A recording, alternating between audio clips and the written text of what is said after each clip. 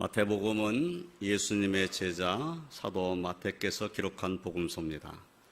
사도 마태께서는 예수님의 탄생으로부터 시작을 해서 공생애 그리고 십자가의 죽으심과 부활하심을 기록을 했습니다. 우리는 마태복음 1장을 읽으면서 1장에서 예수님의 족보를 볼 수가 있죠. 사도 마태께서는 아브라함, 이삭, 야곱 그리고 유다 지파에 이르는 족보를 기록을 했습니다. 그리고 유다 지파 다윗의 후손에서 예수님이 탄생하셨다는 사실을 기록을 했습니다. 그럼 우리는 이 족보를 통해서 사도 마태께서 예수님을 다윗의 왕권을 가지고 오신 왕이시라는 사실을 드러내기를 원했다라는 것을 알 수가 있습니다. 또한 마태복음 1장 18절로 21절까지의 말씀을 보면은 예수 그리스도의 나심은 이러하니라. 그의 어머니 마리아가 요셉과 약혼하고 동거하기 전에 성령으로 잉태된 것이 나타났더니 그의 남편 요셉은 의로운 사람이라 그를 드러내지 아니하고 가만히 끊고자 하여 이 일을 생각할 때에 주의 사자가 현몽하여 이르되 다윗의 자손 요셉아 내 아내 마리아 데려오기를 무서워하지 말라. 그에게 잉태된 자는 성령으로 된 것이라 아들을 낳으리니 이름을 예수라 하라. 이는 그가 자기 백성을 그들의 죄에서 구원할 자이심이라 하니라 라고 말씀을 기록을 했어요. 그리고 이 모든 일이 된 것이 선자로 하신 말씀 이루려 하심이라고 말씀을 했습니다. 그리고 이사야서 7장 14절의 말씀 인용해서 마태복음 1장 23절에 보라 처녀가 잉태의 아들을 낳을 것이요 그 이름을 임마누엘이라 하리라 하셨으니 이를 번역한 적 하나님 우리와 함께 계시다 함이라 라고 말씀을 하고 있어요. 그럼 사도 마태는 지금 무슨 말씀을 지금 하고 있는 거죠? 족보를 기록하고 예수님이 다윗의 왕권을 갖고 오신 그 왕이시다. 우리가 기다렸던 바로 그 메시아이시다. 이것을 기록을 하면서 예수님의 탄생, 그 예수님의 탄생에 예수님은 이사야 선지자가 예언한 처녀가 잉태의 아들을 낳을 것이라 하신 그 말씀이 이루어진 바로 그분이시다. 이렇게 기록을 한 거죠. 그래서 마리아가 요셉과 약혼을 하고 아직 동거하기 전에 임신한 것이 드러났는데 그때 요셉이 자신이 함께 잠자리를 하지 않았는데 임신한 마리아를 생각하고 이 마리아가 내 아이를 임신한 것이 아니다라는 생각한 거 아니겠어요. 그러니까 가만히 끊고자 했다는 거예요. 사실은 가만히 끊을 일이 아니라 유대법을 따르면 율법을 따르면은 이 여인이 간음했다고 해가지고 죽여야 합니다. 그런데 지금 요셉의 반응은 좀 다른 거죠. 요셉은 그래도 마리아를 많이 사랑했기 때문에 드러내서는 안 되겠다 이 생각을 했는데 천사가 이 요셉에게 지금 말을 하는 거예요. 그 아이는 성령으로 말미암아 잉태된 아이다. 이게 사람으로 말미암은 악이 아니라 하나님의 성령으로 말미암은 악이다 라고 알려줬다는 거죠. 그래서 요셉이 그래서 아내 마리아를 데리고 왔다 그 말씀을 하는 거예요. 그래서 이사야 선지자의 말씀이 바로 이루어졌다. 처녀가 잉태의 아들을 낳는다고 하는 말씀이 실제로 일어났다. 그분이 바로 예수님이다. 이렇게 지금 기록을 하고 있는 것이죠. 그래서 사도 마태께서는 예수님은 다윗의 후손으로 왕으로 오셨고 선지자의 말씀을 성취하신 분으로서 임마누엘로 오셨고 그리고 예수님이 유대인들이 그렇게 기다렸던 메시아 곧 그리스도이시다라는 것을 증거하였다 하는 것입니다. 임마누엘로 오신 그분이 바로 자기 백성을 그들의 죄에서 구원하시는 예수님이십니다. 그러므로 예수님의 탄생은 예수님의 성육신은 우리 모든 믿는 이들의 가장 기쁜 일이고 그리고 가장 큰 하나님의 선물입니다. 예수님은 죄로 말미암아 하나님의 영광에 이르지 못한 우리를 구원하시기 위해서 이 땅에 육신을 입고 오셨기 때문인 것이죠. 그분이 아니었다면 우리는 죄 가운데 죽을 자들이니까 예수님이 육신을 입고 이 땅에 오셨다는 이 사실이 우리에게는 놀라운 축복인 것입니다. 예수님의 탄생 성육신은 하나님께서 임마누엘 하나님, 우리와 함께 하신 하나님이심을 확증해 보이신 것입니다. 하나님이 우리와 함께 하신다, 하나님이 믿는 자와 함께 하신다는 말씀은 성경에 누차에 기록되어 있습니다. 상당히 많은 성경 구절이 하나님이 함께 하신다는 말씀으로 되어 있어요. 그런데 그 하나님이 함께 하신다는 것이 얼마나 특별하게 보여졌는가? 이것이 바로 예수님의 성육신입니다. 하나님의 아들이 육신 입고 이 땅에 오신 거지요. 하나님 우리와 함께 하신다는 이 말씀이 진정으로 완전하게 증거된 겁니다. 우리와 함께 하신다는 그 증거가 믿는 이들에게 있었는데 이제는 하나님의 아들이 육신 입고 이 땅에 오신, 그래서 정말 우리와 함께 계시는 하나님이신 것이 완전히 드러난 것입니다. 이제 저와 성도님들은 예수 그리스도의 탄생을 기뻐하고 즐거워하는 마음으로 주님을 섬기고 주님과 동행하시기를 주님의 이름으로 축원드립니다. 오늘은 본문을 중심으로 해서 예수님께서 탄생하실 때에 나타난 사람들의 반응을 두 종류의 사람, 두 부류의 사람으로 함께 생각해 보려고 합니다. 즉 예수님의 탄생을 진심으로 기뻐하는 사람들, 그리고 그렇지 아니하는 사람들 나눠 생각하면서 은혜를 깨닫는 시간 얘기를 원합니다. 첫째로 예수님의 탄생을 진심으로 기뻐하는 이들을 먼저 살펴봅니다. 첫 번째로 살펴볼 사람은 동방박사들입니다. 본문 1절로 2절까지의 말씀을 보면 헤롯 왕 때에 예수께서 유대 베들레헴에서 나심에 동방으로부터 박사들이 예루살렘에 이르러 말하되 유대인으로 왕으로 나신 이가 어디 계시냐? 우리가 동방에서 그의 별을 보고 그에게 경배하러 왔노라. 지금 동방 박사들이 사실은 별을 보고 연구하는 사람들인데 이 사람들이 별을 보고 유대인의 왕이 태어난 것을 알게 되고 그에게 경배 드리러 왔다, 그 말인 거죠. 이 일로 인해서 헤롯 왕과 온 예루살렘이 듣고 소동을 했습니다. 동방 박사들은 그들이 왜 소동하는지를 영문도 몰랐을 것 같아요. 아니 왜 이들이 소동을 하지? 왜 이렇게 놀라고 이렇게 분주하지? 이런 생각을 했을 것 같아요. 또 헤롯이 어떤 사람인지도 잘 몰랐을 것 같아요. 그들은 헤롯이 장차 얼마나 끔찍한 일을 벌일 인물인지도 잘 몰랐을 것 같아요. 그들은 헤롯이 가만히 불러 별이 나타난 때를 물을 때, 자세히 물을 때에 그때 대답을 했어요. 별이 나타날 때 언제다, 뭐 이렇게 대답을 했겠죠. 그리고 헤롯이 베들레헴으로 가봐라 라고 말했을 때 베들레헴으로 가게 됩니다. 또 헤롯이 이 동방 박사들에게 가서 그 아기를 찾게 되면 나에게도 이제 와서 알려줘라. 그럼 나도 가서 그에게 경배할 것이다. 이렇게 말하는 소리를 듣고 출발을 하는 거예요. 동방 박사들은 동방에서 보던 그 별이 또 나타나서 인도하는 것을 보면서 기뻐하고 또 기뻐하면서 아기 있는 곳을 찾아갔습니다. 그들은 그 집에 들어가 아기와 그의 어머니 마리아가 함께 있는 것을 보고 엎드려 아기께 경배하고 보배압을 열었습니다. 그리고 황금과 유황과 몰약을 꺼내서 예물로 드립니다. 이 예물의 의미를 종교개혁자인 루터는 황금은 왕에게 적합한 예물이고 유향은 하나님께 적합한 예물이고 그리고 몰약은 죽을 사람에게 적합한 예물이었다. 그래서 이 예물은 예수님은 왕이시며 하나님이시고 또한 그의 백성을 그들의 죄에서 구속하기 위해 대속의 죽음을 죽으실 바로 그분이심을 나타내는 예물이었다. 이렇게 해석을 했습니다. 아기 예수를 찾아 경배한 동방 박사들은 꿈의 헤롯에게 돌아가지 말라 하는 지시하심을 받고 다른 길로 고국에 돌아갔습니다. 동방 박사들이 하나님의 예언의 말씀을 사실은 알지 못했어요. 말씀을 알았다면 예루살렘을 가지는 않았을 것입니다. 근데 말씀을 모르니까 별만 보고 따라왔던 사람들이 그냥 왕이 태어났단다면 예루살렘에서 태어났겠지 하고 찾아간 거예요. 그런데 사실은 엉뚱한 곳을 찾아간 겁니다. 말씀을 몰라서 일어난 일이에요.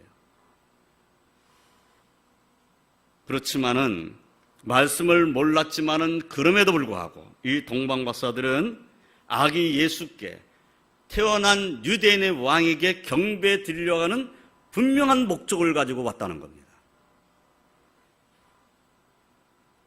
그런데 유대인들은 구약의 말씀을 믿는 사람들이죠.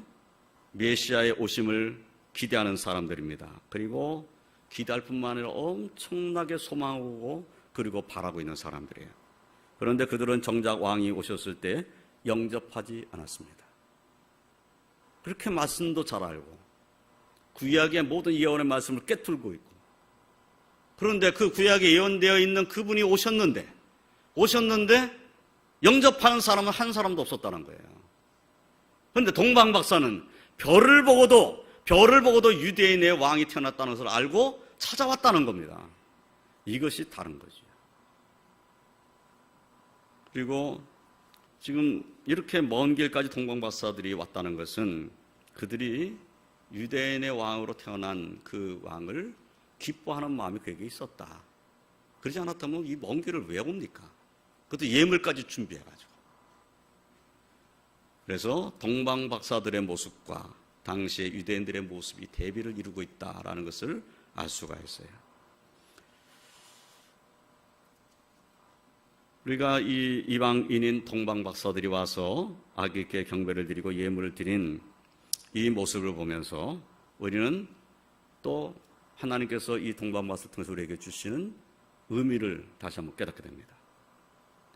하나님께서는 이러한 동방박사의 경배를 통해서 예수님이 단지 유대인의 왕이 아니라 인류의 왕이시고 만왕의 왕이심을 드러내기를 원하셨다는 겁니다.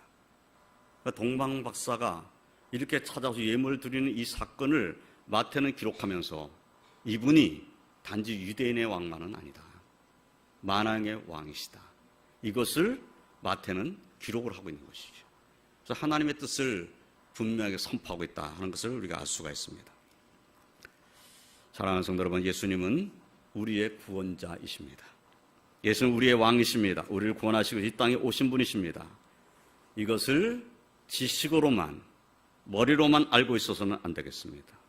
마음으로, 가슴으로 뜨겁게 깨닫고 우리를 위해 이 땅에 오신 예수 그리스도께 경배드리는 그러한 하나님 백성으로, 그리고 다시 오실 주 예수 그리스도를 기다리는 그런 믿음으로 하나님 섬기시기를 주님의 이름으로 축원드립니다. 말씀을 알면서도 경배드리지 아니하는 유대인의 모습이 되어서는 안 되겠다는 거예요. 초림 때에 말씀을 안다고 하는 유대인들이 예수를 영접하지 않았어요. 주님이 재림하실 날이 가까워지고 있습니다. 우리가 말씀을 알고 우리가 예수를 믿는 믿음을 갖고 있다고 하면서 정말 우리는 예수님이 다시 오실 날을 기다리고 있는 것인지 우리 자신을 돌아봐야 되겠죠. 또 주님이 다시 오실 때 아멘 할렐루야 나는 주님을 기다리고 있었습니다 라고 고백하면서 주님 앞으로 달려나갈 수 있는 그러한 모습인지 우리 자신을 잘 살펴봐야 합니다. 그리고 주께 경배드리는 믿음의 승리자가 다 되시기를 주님의 이름으로 축원드립니다. 또 어떤 사람들이 예수님의 탄생을 기뻐했을까요? 양떼를 지키던 목자들입니다. 양떼를 지키던 목자들에게 천사가 기쁜 소식을 전해주고 있습니다. 누가복음 2장 10절로 14절 말씀을 보면 천사가 목자들에게 이렇게 말합니다. 무서워하지 말라. 보라, 내가 온 백성에 미칠 큰 기쁨의 좋은 소식을 너에게 전하노라. 오늘 다윗의 동네에 너희를 위하여 구주가 나셨으니 곧 그리스도 주시니라. 너희가 가서 강보에 쌓여 부위에 누워있는 아기를 보리니 이것이 너에게 표적이니라 하더니 호련히 수많은 천군이 그 천사와 함께 하나님을 찬송하여 이르되 지극히 높은 곳에서는 하나님께 영광이요 땅에서 하나님 기뻐하시는 사람들 중에 평화로다. 이런 모든 소리와 이런 찬송을 누가 들은 것입니까? 양떼를 지키던 목자들입니다. 그들은 빨리 가서 마리아와 요셉과 그 위에 누인 아기를 찾았습니다. 그래서 찾아서 보고 천사가 자기들에게 이 아기에 대해 말한 것들을 그 부모에게 전해줍니다. 그 어머니 마리아는 이 목자들이 전해주는 말씀을 마음에 두었어요. 이 아기에 대한 하나님의 뜻이 무엇인지를 또 마음에 새긴 겁니다. 목자들은 자기들에게 이르던 바와 같이 듣고 본 그 모든 것으로 인하여서 하나님께 영광을 돌리면서 찬송하면서 돌아갔다 성경에 기록했어요. 목자들이 얼마나 기뻤을까요? 천사의 음성을 들었고 찬송 소리를 들었고 그 음성 들은 대로 가봤더니 정말 아기 예수가 계셨고 그리고 구주가 태어나셨다는 사실을 그들이 알았다는 겁니다. 이 기쁜 소식이 당시의 대제사장과 서기관들이나 바리새인들에게 먼저 전해진 것이 아니라 양떼를 지키던 목자들에게 전해졌다는 겁니다. 그 이름도 알려지지 않은 이들에게 전해졌어요. 목자의 이름 뭐 한 사람 이름이라도 우리가 알 수 있나요? 목자들이 예수님께 가서 예수님을 보고 찬송 드리고 돌아왔지만 그들의 이름은 한 사람 이름도 기록되지 않았습니다. 이름도 없는 사람. 그런데 어떻게 천사들이 양떼를 지키는 목자들에게 이 사실을 알려줬는가 하는 거예요. 이 양이면 대제사장이 알려주면 더 좋을 것 같은데 당시에 하나님 잘 믿는다는 사람들한테 보여주면 더 좋았을 것 같은데 왜 그렇게 하지 않았을까? 왜 그렇게 안 하셨을까? 이런 의문이 들지 않습니까? 오히려 그들은 예수님의 탄생을 기뻐하지 않는 사람들 속에 있어요. 이 말씀을 잘한다고 하는 사람들이 지금 동방박사들이 와서 말하는데 그 말에 귀를 기울이지 않습니다. 내 양떼를 지키던 목자들은 천사들의 음성을 듣고 속히 달려간 겁니다. 그리고 이 기쁜 소식이 오늘날 우리들에게도 전해졌습니다. 예수님의 탄생이 이 땅에서는 하나님이 기뻐하시는 사람들 중에 평화로다라고 말씀하셨습니다. 이 평화가 오늘 주 예수를 믿는 저와 성도들에게 넘치시기를 주님의 이름으로 축원드립니다. 우리 마음에 평화가 가득하고 정말 주님을 사랑하는 믿음이 충만하고 그래서 더 감사가 충만한 그런 거룩한 하나님의 백성으로 사시기를 주님의 이름으로 축원드립니다. 또 어떤 사람들이 예수님의 탄생을 기뻐했습니까? 시므온과 안나라고 하는 사람이 예수님의 탄생을 기뻐했어요. 모세의 법대로 정결 예식의 날이 차서 아기를 데리고 부모가 예루살렘으로 올라갔습니다. 예루살렘에 시므온이라고 하는 사람이 있었어요. 그는 의롭고 경건한 사람이라고 성경에 기록되어 있습니다. 이스라엘의 위로를 기다리는 사람이다, 이렇게 또 기록되어 있어요. 이스라엘의 위로를 기다린다는 것은 이스라엘 회복, 이스라엘이 로마로부터 해방되는 날을 기다리는 사람, 더 나아가서는 하나님의 구원을 기다리는 사람이었다는 겁니다. 성령이 그 위에 계시는 사람이기도 했어요. 경건해서 정말 하나님의 은혜 가운데 거하는 그러한 믿음의 사람입니다. 그는 주의 그리스도를 보기 전에는 죽지 아니하리라 하는 성령의 지시를 받은 사람이었습니다. 내가 죽기 전에 그리스도를 볼 것이다, 이렇게 하나님께서 말씀하셨다는 거예요. 성령을 통해서. 그래서 그리스도를 기다리는 사람이었어요.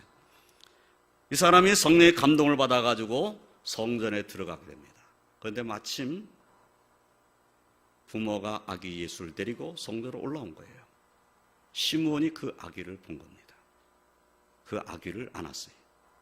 시므온이 아기를 안고 하나님 앞에 찬송하면서 기도를 드렸습니다. 그 기도가 누가복음 2장 29절로 32절에 기록되어 있는데, 주제여 이제는 말씀하신 대로 종을 평안히 놓아주시는도다. 내 눈이 주의 구원을 보았사오니 이는 만민 앞에 예비하신 것이요 이방을 비추는 빛이요 주의 백성 이스라엘의 영광이니이다. 아기 예수를 품에 안고 지금 무슨 찬송을 부르는 거예요? 무슨 기도를 하는 겁니까? 이제 말씀하신 대로 종을 평안히 놓아주시는도다. 말씀하신 대로 나를 놓아주십니다. 이렇게 찬송한 거예요. 말씀하신 대로라는 것은 네가 죽기 전에 그리스도를 볼 것이다 그랬는데, 지금 자기가 품에 안은 이 아기가 그리스도라는 것을 알았다는 거죠. 그래서 이와 같이 하나님의 찬송 드린 거예요. 내 눈이 주의 구원을 보았사오니. 내 눈이 주의 구원을 보았습니다.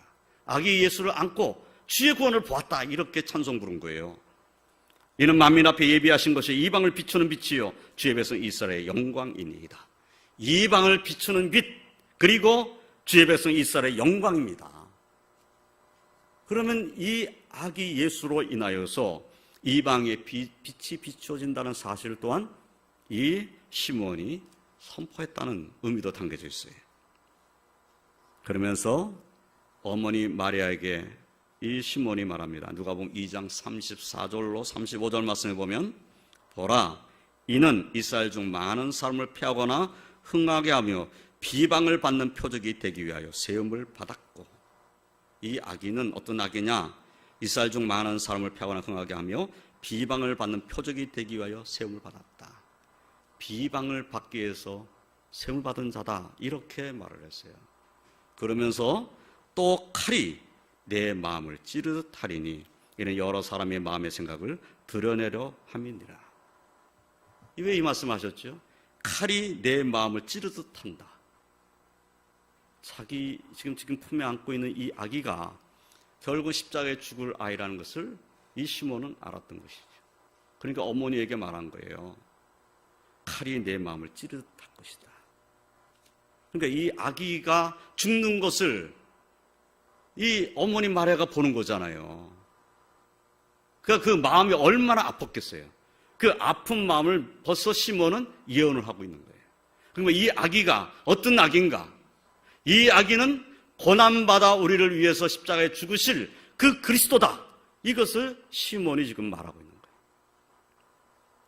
그 시몬은 자기가 주의 그리스도를 보게 될 것이다 하는 것을 이제 내가 보았다라는 것으로 하나님의 찬송드리는 모습이에요. 그가 그리스도를 보았으니 그 마음이 얼마나 기뻤을까 하는 것을 우리가 예상하게 되는 거죠. 또한 누가복음 2장 36절로 38절 말씀을 보면 안나라고 하는 여 선지자가 이름이 기록되어 있습니다. 이 선지자는 84세 된 여 선지자인데 성전을 떠나지 않고 주야로 금식하며 기도하는 그러한 선지자였습니다. 그가 기도함으로 섬기다가 마침 이때에 지금 부모가 아기 예수를 데리고 이 성전에 올라올 때 그때 나와서 이 아기를 보고 하나님께 감사드렸다는 겁니다. 그리고 예루살렘의 속량을 바라는 모든 사람에게, 예루살렘의 속량을 기다리는 모든 사람에게 그에 대하여 말하는 그런 선지자가 됐다. 그에 대하여 어린 아기, 이 아기 예수에 대해서 말하는 선지자가 됐다 그 말이지. 그러면 이 안나 여선지자는 이 아기 예수가 예루살렘을 속량할 자로 알고 있었다라는 것을 말씀에서 볼 수가 있어요. 그러니까 안나는 예루살렘을 속량할 자가 드디어 태어났다라는 것을 알았다는 거지. 그러니까 다윗의 후손에서, 다윗의 후손 가운데 진정 왕이 태어났다. 이것을 지금 시몬도 안나도 알게 되었다라는 것을 오늘 말씀에서 우리가 볼 수가 있어요. 이런 말씀을 통해서 우리는 깨닫게 되는 거죠. 사랑하는 성도 여러분, 우리는 예수님이 하나님의 아들 그리스도이심을 믿는 사람들입니다. 그분이 우리의 왕이심을 믿는 사람들이에요. 예수님 말미암아 우리는 죄를 속량받고 구원받은 자가 되었습니다. 이스라엘 속량을 기다리던 유대인들, 그들에게 임하였던 그 은혜가 오늘날 우리에게 임하였어요. 우리도 이미 속량을 받은 하나님 백성이 됐습니다. 예수님의 탄생을 기뻐하고 감사하고 하나님께 영광 올려드리는 그러한 믿음의 삶을 사시기를 주님의 이름으로 축원드립니다. 예수님의 탄생을 기뻐하는 사람들의 모습을 우리가 항상 우리 마음에 두고 나도 바로 그 예수님의 탄생을 기뻐하는 사람들 중에 하나로 정말 하나님께 감사드리고 찬송드리는 그러한 믿음으로 사시기를 주님의 이름으로 축원드립니다. 두 번째로 예수님의 탄생을 기뻐하지 않은 사람들을 우리가 볼 수가 있죠. 대표적인 인물은 헤롯 왕입니다. 헤롯은 로마의 황제였던 안토니에 의해서 유다 지역의 왕으로 임명된 사람입니다. 분봉왕이에요. 로마가 세운 분봉왕이에요. 정통적으로 유대 사람이 아니라 에서의 후손입니다. 야곱의 후손이 아니고 에서의 후손, 그리고 이두메 사람이에요. 그의 아버지 헤롯 안티파터 2세가 폼페이 전쟁 당시에 로마의 황제였던 케사르를 지원했어요. 그래서 그 공로를 인정받은 겁니다. 그래서 그의 아버지 이제 헤롯 안티파터가 유대 땅, 이 유대 땅을 지역을 다스리는 그러한 총독으로 임명이 돼요. 그래서 그 안티파터 2세 때부터 이 유대 땅을 다스리는 분봉왕은 헤롯의 왕가가 되는 겁니다. 헤롯 왕가가 이 지금 유대 땅을 다스리는 이제 왕가가 된 거죠. 그런데 헤롯 가문은 유대인이 인정하지 않는 왕이에요. 유대인이 인정하는 왕은 다윗의 후손이어야 합니다. 그러니까 유대인들은 항상 누구를 기다리고 있냐면 다윗의 후손, 메시아, 그리스도를 기다리는 거예요. 그분이 오셔야 된다. 헤롯 왕은 로마가 세운 왕이고 진정한 왕은 하나님이 세우는 왕이다. 이렇게 생각하는 거지요. 그러니까 유대인을 왕으로 나시는 분을 기다리는 겁니다. 그러니까 헤롯 왕은 항상 그 마음에 걱정이 되겠죠. 그러니까 지금 이 헤롯 왕, 지금 우리가 성경에 본 이 마태복음 2장에 나온 이 헤롯 왕은 어떻게든지 이 백성들의 마음을 좀 한심을 사야 되겠다 이 생각을 하지 않을 수가 없어요. 그래서 그가 한 일이 뭐냐면 성전을 재건한 일입니다. 그래서 성전을 재건했는데 그 성전의 이름을 그래서 우리가 헤롯 성전이다 이렇게 말하는 거예요. 헤롯이 성전을 재건해가지고 그 성전을 이제 운영하는 모든 그런 고난 이런 것들을 사두개인들에게 맡기고 그리고 바리새인들을 다스리는 이러한 위에 군림해 있는 거예요.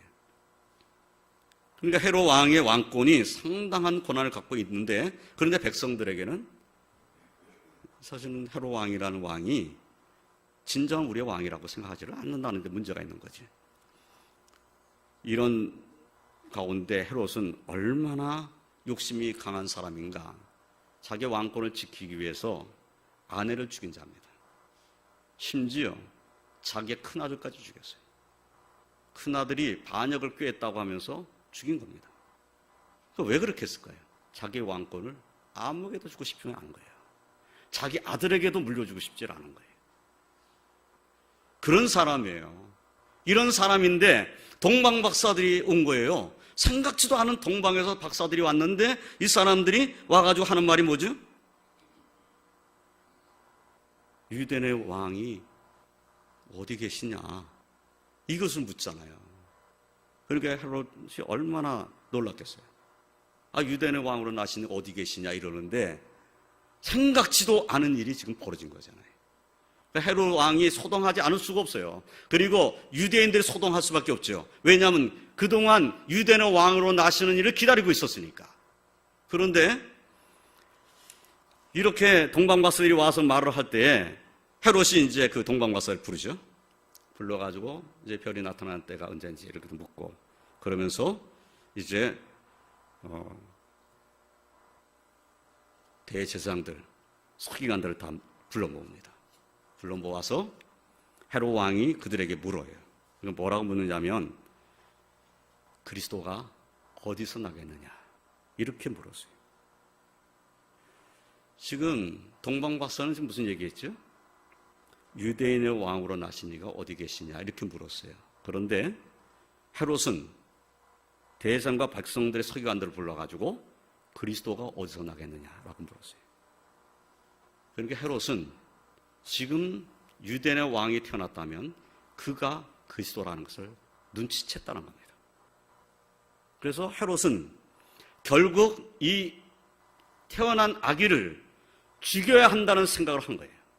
그를 죽여야 내 왕권을 유지할 수 있을 것이다, 이 생각을 했을 것이 분명한 것이죠. 왜냐하면 자기 아들까지 죽인다는데 누구를 못 죽이겠어요. 유대인의 왕이 태어났단다면 이건 보통 일이 아닌 거죠. 이제 자신의 왕권은 흔들리게 되어 있다라는 것을 알고 있는 거예요. 그래서 지금 그리스도가 어디서 나겠느냐고 물었다는 것은 유대인으로 왕으로 태어나신 그분이 그리스도일 것이라는 것을 이 자가 알았다는 거예요. 이 헤롯이 알았다는 거예요. 그런데 이것을 물었을 때 대제사장과 백성의 서기관들이 답을 알려줍니다. 근데 이 답은 연구할 것도 사실은 없어요. 당시의 유대인들이라는 다 아는 겁니다. 왜냐하면 왕이 태어난다면 다윗의 후손으로 태어나는 거예요. 그럼 다윗의 후손이면 다윗의 가문이 있는 곳 어디입니까? 베들레헴이에요. 당연히 베들레헴에서 태어나는 거지. 이거 연구할 것도 없이 그냥 아는 거예요. 근데 미가 선지자가 이미 예언을 했어요. 미가 선지자가 예언을 한 겁니다. 미가 선지자의 예언의 말씀을 보면 이렇게 되어 있어요. 또 유대 땅 베들레헴아, 너는 유대 고을 중에서 가장 작지 아니하도다. 내게서 한 다스리는 자가 나와서 내 백성 이스라엘의 목자가 되리라. 미가 선지자의 예언의 말씀이 이루어졌다는 거죠. 그래서 이들이 헤롯 왕에게 지금 알려주는 거예요. 그리스도가 태어났다면 베들레헴일 것입니다. 그러면 지금 이 대제사장과 서기관들은 헤롯의 마음을 몰랐을까요? 헤롯이 왜 그리스도가 어디서 나겠느냐고 물었는지 그 의미를 몰랐을까요?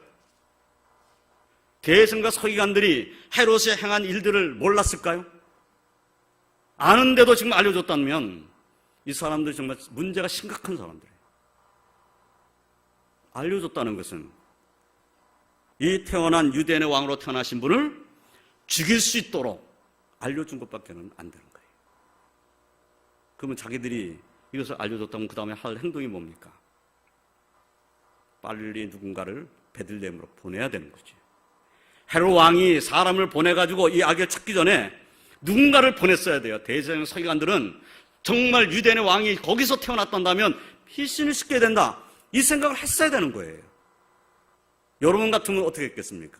헤롯이 그런 사람이라는 것을 아는데 내가 정말 유대인의 왕이 태어난다면, 그리스도가 태어나신다면 베들레헴에서 태어난다는 알았고 그것을 내가 헤롯에게 얘기했다면 그러면 두려운 마음이 생기지 않았겠습니까? 누군가를 빨리 보내가지고 빨리 이 헤롯보다 먼저 이 그리스도를 찾아야 된다. 이 아기를 찾아야 된다. 그래서 피신시켜야 된다. 이 생각을 해야 마땅한 건 아니에요. 근데 하나님의 말씀을 안다고 하는 사람이, 하나님 말씀을 깊이 연구해서 그 하나님의 뜻을 안다고 하는 사람들이 헤롯 왕에게 그 장소를 가르쳐주고 결국은 헤롯 왕이 그 아이를 죽일 수 있는 빌미를 제공하는 이러한 일을 한 거예요. 말씀을 알면 뭐합니까? 말씀을 알았는데 뭐 한 것입니까? 이것이 이 모습이 우리들의 모습이 될 수 있다는 거예요. 말씀을 알고도 하나님 영광 가리는 자의 모습이 되면 똑같습니다. 하나님의 말씀을 깊이 안다고 하고 내가 하나님의 말씀을 알고 나는 하나님의 뜻을 안다고 하면서 그 뜻을 순종하지 않는 자의 모습이란다면 여기 지금 대제사장과 백성들의 모습과 뭐가 우리가 다르겠어요? 다를 바가 별로 없습니다. 헤롯은 박사들을 불러가지고 이제 베들레헴에 가서 아기를 찾게 되면 나에게 와서 알려줘라. 그럼 나도 가서 그에게 경배하겠다. 이렇게 말하고 동방박사들을 보내죠. 근데 동방박사들이 갔다가 꿈에 헤롯 가지 말라 이런 선서의 음성을 듣고 다른 길로 가버리죠. 다른 길로 가게 된 것을 헤롯이 알게 됐어요. 그 다음에 헤롯이 취할 행동이 뭡니까?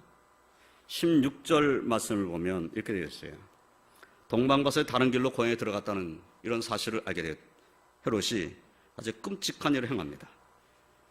16절 말씀에 이에 헤롯이 박사들에게 속은 줄 알고 시민 노하여 사람을 보내 베들레헴과 그 모든 지경 안에 있는 산의 아이를 박사들에게 자세히 알아본 그때를 기준하여 2살부터 그 아래로 다 죽이니. 다 죽인 거예요. 그가 유대인의 왕을 찾기는 찾았어요. 그런데 그는 그 아이를 죽이려고 찾은 거예요. 동방박사 보고 가서 네가 너희들 경배한다면 나한테 알려주면 나도 가서 경배하겠다 그랬는데 사실 그게 아니고 알려주면 죽이려고. 벌써 그런 생각 다 가지고 있는 거죠. 그런데 동방박사들이 다른 길로 가버리니까 이제 알 수가 없잖아요. 찾아낼 수가 없잖아요. 그러니까 베들레헴을 중심으로 해서 베들레헴 지경에 있는 모든 지역의 어린아이들, 그것도 동방박사에게 물어본 때 별이 언제 나타나느냐 물어본 때부터 시작을 해가지고 그때를 기준해서 2살 이하의 남자아이를 다 죽여라 이렇게 명령을 내린 거예요. 그래서 2살 이하의 어린아이들이 베들레헴과 그 베들레헴 지역의 어린아이 다 죽는 겁니다. 헤롯이 엄청난 짓을 한 거죠. 그래서 동방박사들이 좀 말씀 알았더라면 예루살렘을 안 갔을 텐데 이런 생각이 좀 들지요. 자, 헤롯이 예수님의 탄생을 전혀 기뻐하지 않은 모습이었다라는 것을 우리가 알 수가 있어요. 그리고 다시 한번 생각해 보면 대제사장과 백성의 서기관들도 그들이 예수님의 탄생, 정말 그리스도의 탄생을 그렇게 기다린 사람이었는가? 라는 의문이 생깁니다. 이런 생각을 했을 것 같아요. 동방박사들이 별을 보고 온 거잖아요. 별을 보고 와서 유대인의 왕으로 나신 어디 있느냐 이렇게 말하니까 아마 이 지금 대제사장이나 서기관들은 하나님 말씀 아는 사람들이니까 아이고 뭐 별을 보고 뭐 유대인의 왕이 태어났다고 그래? 뭐 이렇게 말했을 가능성이 높아요. 그런 생각을 했을 가능성이 높아요. 그런데 그리스도가 어디서 나겠느냐고 헤롯이 물었을 때 베들레헴에서 났을 것입니다 라고 말하는 이들의 모습을 한번 보세요. 그러면 별을 보고 온 저 동방박사의 이야기가 사실이면 어떻게 되지? 그렇다면 우리도 경배해야 되는 거 아닌가? 이 생각을 해야 되는 거 아니겠어요? 정말 기다리는 사람이었다면 이렇게 행동해서는 안 되는 모습이었다는 겁니다. 그러니까 사실 당시의 대제사장이나 백성의 서기관들조차도 예수님의 탄생, 메시아의 탄생을 전혀 기대하지 않았다는 겁니다. 그리고 그 소식, 그 기쁜 소식이 들려왔는 동방박사를 통해서 어쨌든 별을 보고 온 사람을 통해서 이 기쁜 소식이 전해졌는데 그 기쁜 소식을 전혀 기쁜 소식으로 받아들이지를 않았다는 겁니다. 그리고 그들은 다른 의미로 생각해 보면 베들레헴의 2살 이하 어린아이가 죽는데 일조를 한 사람들이 된 겁니다. 많은 어린아이가 죽었는데 그 죽음에 그들이 관여한 자가 된 거예요. 알려줌으로써. 오늘날도 그때와 다르지 않습니다. 예수님의 탄생을 기뻐하지 아니하고 예수님의 복음을 받지 아니하고 오히려 교회를 핍박하고 성도들을 비방하는 이들이 우리 주변에는 얼마든지 있습니다. 그런데 비방하는 사람들 가운데 전에 나 예수 믿었던 사람이야 이렇게 말하는 사람도 만납니다. 나 하나님 말씀 너희보다 더 많이 읽었어 이런 사람도 만날 수 있습니다. 난 하나님을 너보다 잘 알고 있어 이렇게 말하는 사람도 만날 수 있어요. 그런데 그런 사람이 예수님의 탄생을 정말 기뻐하는 사람인가? 그런 사람이 알아야 한다면 그 사람은 여기 대자녀 백성의 서기관들과 크게 다를 바가 없습니다. 그런 사람들이 오늘날 우리 주변에는 너무나 많다는 거예요. 너무나 많다는 거예요. 오히려 믿었던 사람들, 전에 내가 믿음 생활했던 사람이다 라고 말하는 사람들이 오히려 그리스도인들을 핍박하는 사람이 앞장서 있어요. 이런 시대에 우리가 살고 있습니다. 그러나 저와 성도님들은 세상과 그들을 두려워하지 아니하고 더 담대히 그들에게 예수님의 성육신과 우리를 속량하신과 하나님의 사랑을 전하는 그러한 담대한 성도를 하나님께 영광 올려드리시기를 주님의 이름으로 축원드립니다. 이제 말씀을 정리하겠습니다. 오늘 우리는 예수님이 탄생하셨을 때 사람들의 반응을 따라서 두 종류, 두 부류의 사람에 대해서 생각해 보았습니다.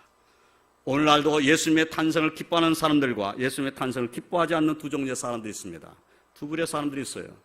예수님의 탄생에 대해서 전혀 관심도 없는 사람도 있습니다.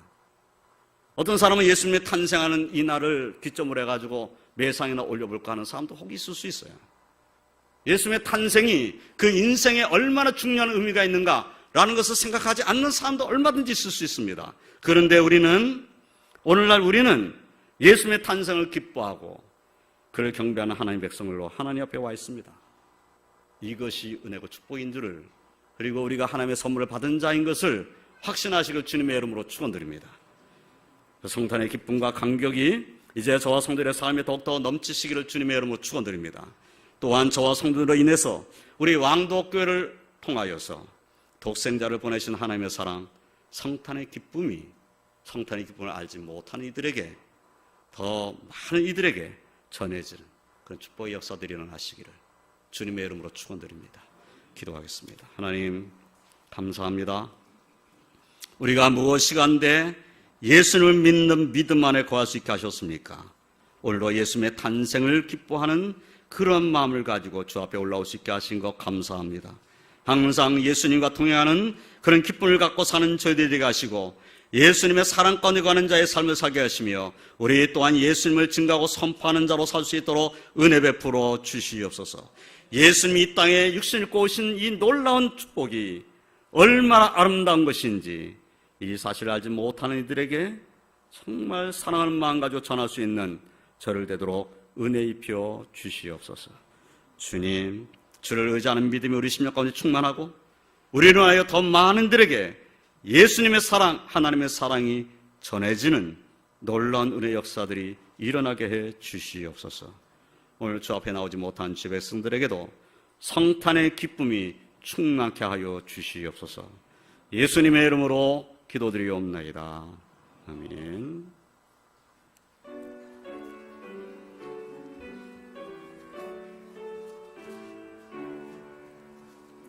저들 밖에